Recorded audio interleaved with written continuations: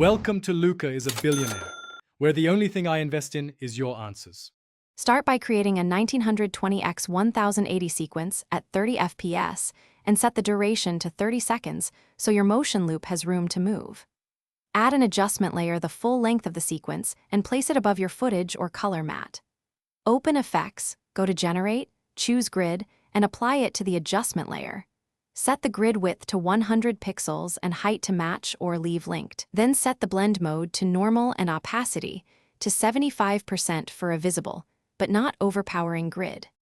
To create smooth grid motion, apply Effects Distort Transform to the adjustment layer and use the Position property to animate.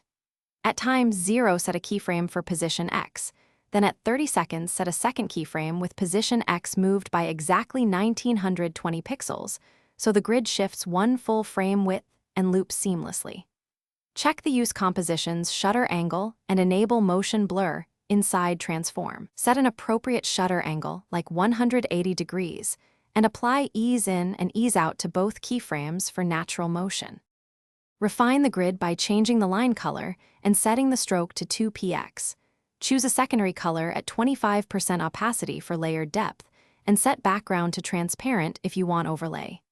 For a perfect loop, ensure the total position shift equals exactly one tile width so the pattern matches at frame 0 and frame 30.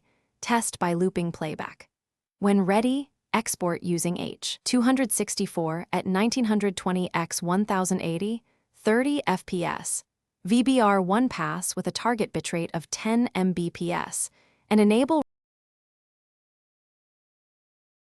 Thanks for watching and please subscribe. It's the best investment you'll ever make.